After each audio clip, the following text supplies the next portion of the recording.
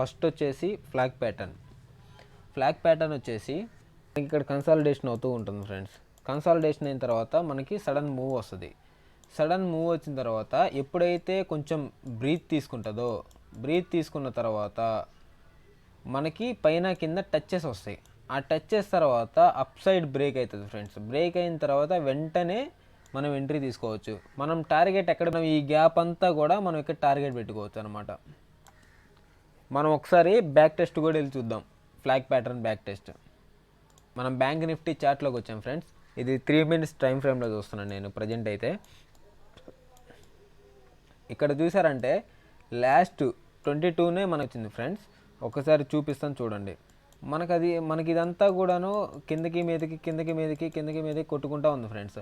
ఒక్కసారిగా sudden gap up open అయ్యి ఒక్కసారిగా రన్ అయిన తర్వాత అది కొంచెం కన్సాలిడేషన్లోకి వెళ్ళింది. బ్రేక్ అయితే అయింది చూడండి. నేను ఇందాక ఏం చెప్పాను ఫ్రెండ్స్, మనం టార్గెట్ అనేది ఎలా పెట్టుకోవాలి, ఇక్కడ ఎంత అయితే ఉంటుందో టార్గెట్ పెట్టుకోవచ్చు ఫ్రెండ్స్. వెళ్ళిందా లేదా సింపుల్ చూడండి ఒకసారి.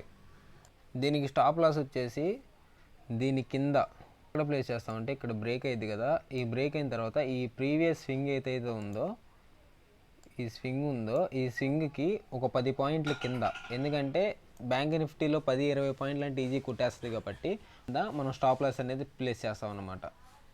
మనకి రెండో పవర్ఫుల్ ప్యాటర్న్ వచ్చేసరికి డబ్ల్యూ ప్యాటర్న్ ఫ్రెండ్స్. దీన్ని డబుల్ బాటమ్ అని కూడా అంటారు. ఈ డబ్ల్యూ ప్యాటర్న్ అనేది ఒకసారి చూద్దాం మనం. ఇప్పుడైతే డౌన్ నుంచి కొంచెం అప్కి వెళ్ళి అక్కడ రెసిస్టెన్స్ తీసుకొని మళ్ళీ డౌన్కి వచ్చి ఇంతకుముందు ఎంతైతే ఫాలో అయిందో దాంట్లో 50% రీట్రెస్ తీసుకొని మళ్ళీ డౌన్ ఫాలో అయ్యి మళ్ళీ మనం ఎక్కడ దాకా అయితే ఫాలో అయిందో దాన్ని సపోర్ట్గా తీసుకొని అక్కడ నుంచి పుల్ బ్యాక్ అయితే దాన్ని మనం డబ్ల్యూ ప్యాటర్న్గా కన్సిడర్ చేస్తాం. దానికి మనం నెక్ లైన్ అయితే ఎలాగిస్తామంటే, ఫర్ ఎగ్జాంపుల్ ఈ ఇమేజ్లో ఇక్కడ ఒక స్వింగ్ ఉంది, ఇక్కడ ఒక స్వింగ్ ఉంది. ఇప్పుడు మనం ఏం చేస్తామంటే, ఇంతకుముందు డబ్ల్యూ ప్యాటర్న్ రాకముందు ఇవేమి ఉండవు కాబట్టి, ఇదంతా ఉండదు కాబట్టి మనం కన్ఫర్మేషన్ కోసం మనం ఏం చేస్తామంటే, మనం ట్రెండ్ లైన్ తీసుకొని ఈ స్వింగ్కి కనెక్ట్ చేస్తూ ఒక లైన్ అనేది గీస్తాం. లైన్ గీసిన తర్వాత దీన్ని నెక్ లైన్ అంటాం. ఈ లైన్ గీసిన తర్వాత ఎప్పుడైతే బ్రేక్అవుట్ వచ్చిన తర్వాత మనం సెకండ్ క్యాండిల్ కన్ఫర్మేషన్ తీసుకొని ఎంట్రీ అనేది తీసుకుంటాం. ఎంట్రీ తీసుకున్న తర్వాత మనం టార్గెట్ అనేది ఎలా ప్లేస్ చేస్తామంటే, ఈ డబ్ల్యూ ప్యాటర్న్కి ఈ నెక్ లైన్కి మధ్యలో నుంచి కింద దాకా మనం, అంటే ఇక్కడ ఒక సపోర్ట్ తీసుకొని ఉంటాం కదా, ఆ సపోర్ట్ దాకా ఒక హారిజంటల్ లైన్ అనేది తీసుకొని అది ఎంత అయితే వస్తుందో అంతే ఇక్కడ మనం ప్లేస్ చేస్తాం. ఎగ్జాక్ట్గా మనకి టార్గెట్ అనేది వస్తుంది. ఇంక మనం స్టాప్ లాస్ అనేది ఈ బ్రేక్ అయింది కదా, ఈ స్వింగ్ కింద పెడతాం మనం. ఈ సపోర్ట్ ఉంది కదా, ఈ సపోర్ట్కి ఒక 10 పాయింట్ల కింద పెడతాం. ఇది కొంచెం స్టాప్ లాస్ పెద్దదైనప్పటికీ దీనికి చాలా పెద్ద టార్గెట్ అనేది ఉంటుంది. డబ్ల్యూ ప్యాటర్న్ బ్యాక్ టెస్ట్ చేద్దాం. బ్యాంక్ నిఫ్టీ చార్ట్లోకి వెళ్ళి మనం బ్యాంక్ నిఫ్టీ చార్ట్లోకి వచ్చాం. ఇది 3 నిమిషాల టైం ఫ్రేము. ఇక్కడ చూస్తే మనకి ఇక్కడే ఒక డబ్ల్యూ ప్యాటర్న్ ఉంది, ఒకసారి గమనించండి.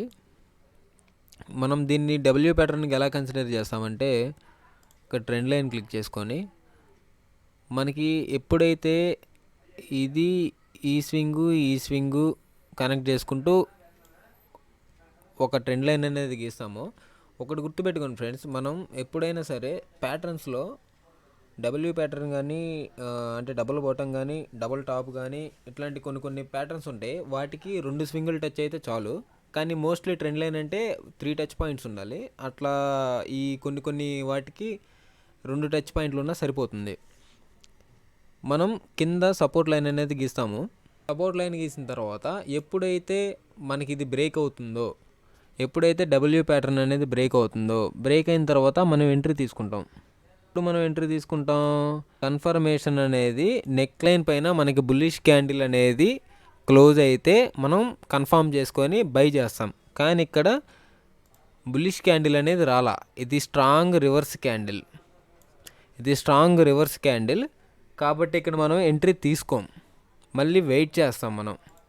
ఇక్కడ మనం ఎంట్రీ తీసుకుంటే ఏమయ్యేదండి, మనం ఈ స్వింగ్ కింద మనం స్టాప్ లాస్ పెట్టేవాళ్ళం, స్టాప్ లాస్ అనేది హిట్ అయ్యేది.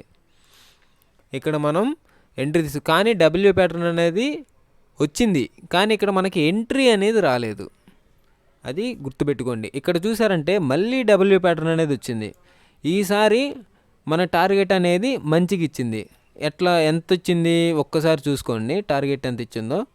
ఎప్పుడైతే ఎన్ని పాయింట్స్ వచ్చిందో చూద్దాం. 70 పాయింట్స్ వేసుకోండి.